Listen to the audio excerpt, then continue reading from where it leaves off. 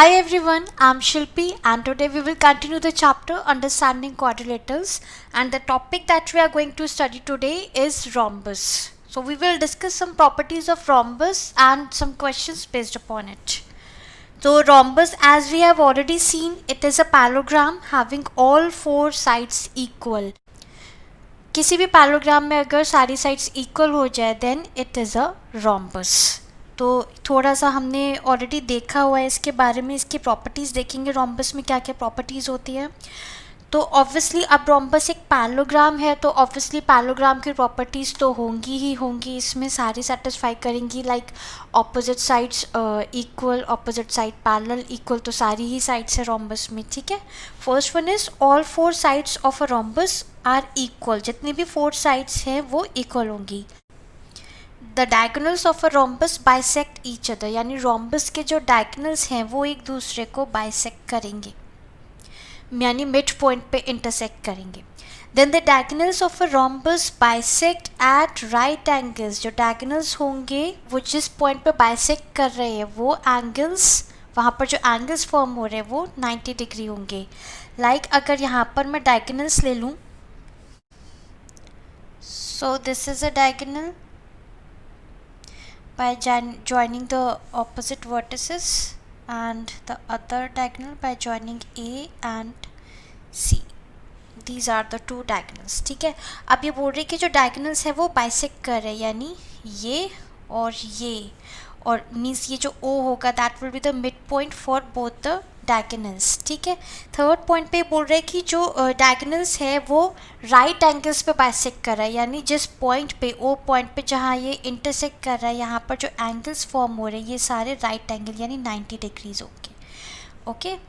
Then next, the opposite angles of a rhombus are equal. Parallelogram की property है equal होते हैं तो रॉम्बस में भी होंगे.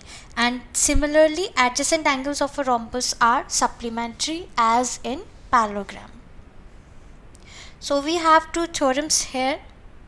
First one is the diagonal of a rhombus bisect at right angles. हम प्रूव करेंगे, हम देखेंगे ये प्रॉपर्टी कैसे आई कि जो rhombus के diagonals है वो right angle पर bisect करते हैं.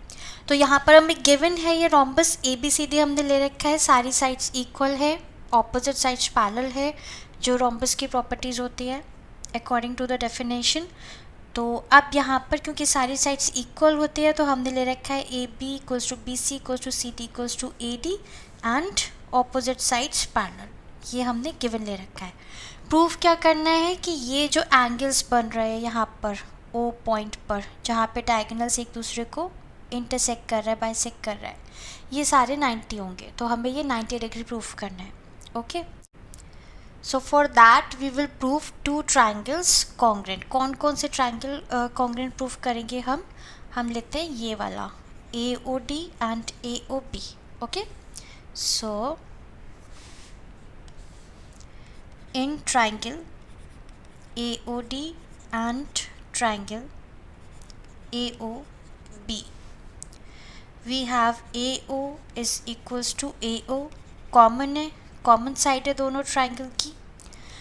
एंड ए डी इस ट्राइंगल की उस ट्राइंगल के ए बी के इक्वल है. वाई? रॉम्बस की सारी साइड्स इक्वल होती हैं तो साइड्स ऑफ रॉम्बस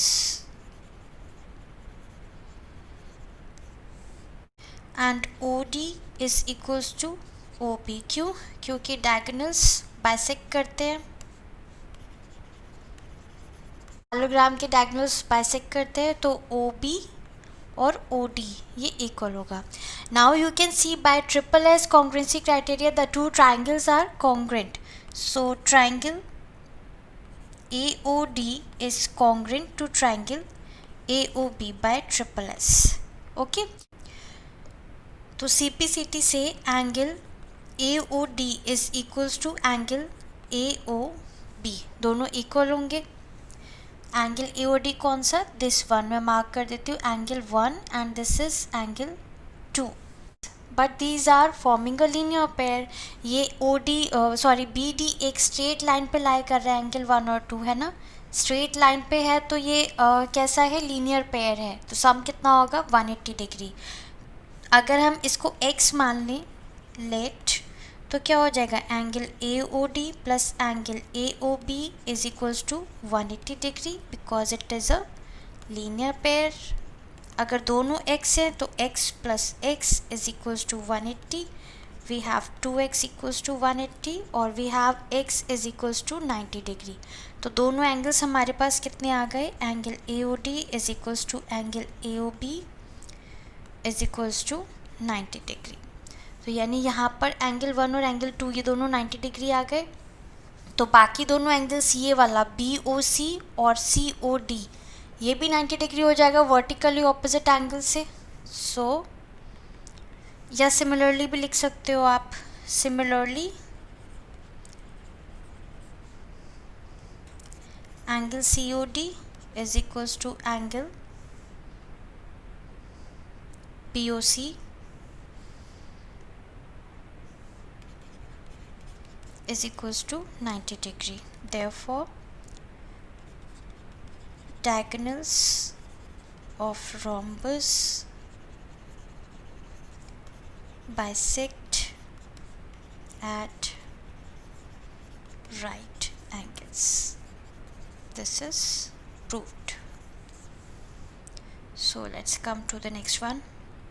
Theorem है, each diagonal of a rhombus bisect the angle through which it passes. मतलब diagonal जिस एंगल से पास हो रही है उस एंगल को भी बाइसेक्ट करेगी। तो यहाँ पर हम एक डायगोनल के लिए प्रूफ कर रहे हैं। ओके, तो यहाँ पर हमने बी डी डायगोनल कंसिडर करा। B D diagonal B point से पास हो रहा है ना, तो हम प्रूफ करेंगे कि ये एंगल बी पॉइंट पे जो दो एंगल्स हो रहे हैं वो इक्वल होंगे, यानी एंगल बी को ये बाइसेक्ट करेगा। So we have to prove this angle is equal to this angle, तभी हम बोल पाएंगे कि एंगल बी को बाइसेक्ट कर रहा है। So let us prove now. अब यहाँ पे हम क्या करेंगे, इन दो ट्राइंगल्स को कॉन्ग्रुएंट प्रूव करेंगे, this one A B D and this one B C D. Okay, so in triangle ABD and triangle CDB we have AB is equal to CD, opposite sides of rhombus या sides of rhombus, rhombus में तो सारी sides equal होते हैं, you can just write sides of rhombus, and AD is equal to CB, again sides of rhombus, and BD is equal to BD, दोनों triangles में ये side common है। तो again by triple as both the triangles are congruent, so triangle ABD is congruent to triangle CDB by triple as congruency criteria। तो CPCT से हमारे पास क्या हो जाएगा, अगर मैं इसे एंगल 1 ले लूँ और इसे एंगल 2 ले लूँ, तो angle 1 is equals to angle 2 by CPCT, congruent parts of congruent triangles। Angle ABD is equals to angle CBD। यही हमें प्रूफ करना था। That means the diagonal of a rhombus bisects the angle through which it passes, hence proved। Now some questions। First one, ABCD is a rhombus, again ये rhombus दे रखा है हमें, you have to find the measure of angle ADC। okay, ADC angle D हमें find out करना है। given that angle BAC is 55, angle BAC this angle is given 55 degrees, ये मैंने figure में मार्क कर दिया। now अभी हमने प्रूफ करा है कि जो रोम्बस के डायगोनल्स होते हैं वो जिस पॉइंट से पास हो रहे हैं उस एंगल को बाइसेक्ट करते हैं। तो AC डायगोनल A पॉइंट से पास हो रहा है, तो ये दोनों एंगल्स क्या होंगे, इक्वल, एंगल ए बाइसेक्ट होगा इस डायगोनल से। तो अगर ये 55 है तो दूसरा भी 55 होगा। So angle DAC is equals to angle BAC is equals to 55 degrees. Why? diagonals bisect the angles through which it passes in a rhombus. Okay, so अब ये एंगल भी हमारे पास 55 डिग्रीज हो गया. नाउ पैरेललोग्राम की प्रॉपर्टी होती है कि जो एडजेसेंट एंगल्स होते हैं वो सप्लीमेंट्री होते हैं, उनका सम 180 होता है. तो पूरा एंगल ए प्लस पूरा एंगल डी, इसका सम कितना होगा 180. So angle A plus angle D यानी angle A D C, this is equals to 180 degree. Property of parallelogram. So angle ADC is equals to 180 minus angle A. It is equals to 180 minus angle A पूरा कितना हो गया 55 plus 55. So it is 180 minus 110 which is equals to 70 degree. Therefore angle ADC is equals to 70 degrees. Answer. Fine. Next question. Yeah. In the given figure ABCD is a rhombus. ये हमें rhombus दे रखा है. BO is 12 centimetre, ये मैंने mark कर दिया है. And OC is 5 centimetre, ये मैंने मार्क कर दिया. तो हमें OB और OC दे रखा है. You have to find the values of X, Y and Z जो फिगर में मार्क कर रखी है X, Y and Z. तो अब हमें पता है रोम्बस में जो डायगोनल्स होते हैं वो एक दूसरे को बाइसेक्ट करते हैं, that too at right angles. ठीक है, तो ये हम मार्क कर लेते हैं कि ये OD और OB इक्वल होगा, OA और OC इक्वल होगा क्योंकि डायगोनल्स बाइसेक्ट करते हैं. And they bisect at right angles, तो ये एंगल 90 डिग्री होगा. Fine.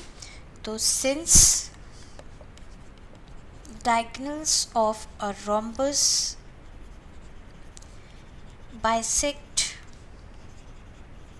each other at 90 degree, therefore we have OD equals to OB और OD क्या है Y equals to OB कितना है 12 सेंटीमीटर, तो ये आ गया. And because of the same property OA और OC इक्वल होंगे, तो OA is equals to OC और we can say that OA is X and OC is 5 centimetre. Y और X आ गए एंड 90 डिग्री पे बाइसेक्ट कर रहे हैं, तो we have angle COD is equals to 90 degree.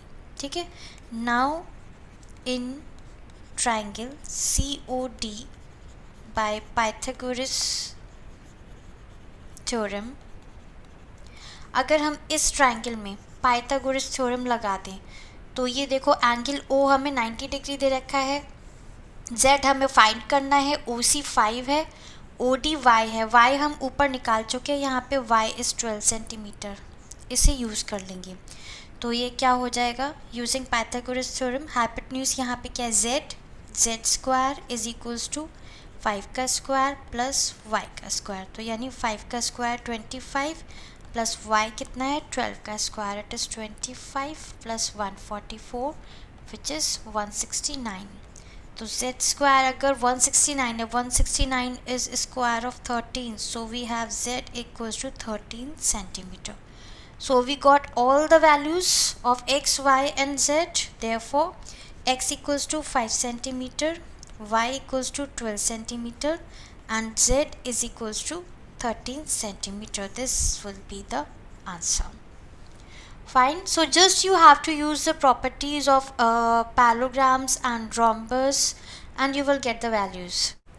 Now here we have, if the diagonals of a rhombus are 12 centimeter and 16 centimeter, then find the length of each side.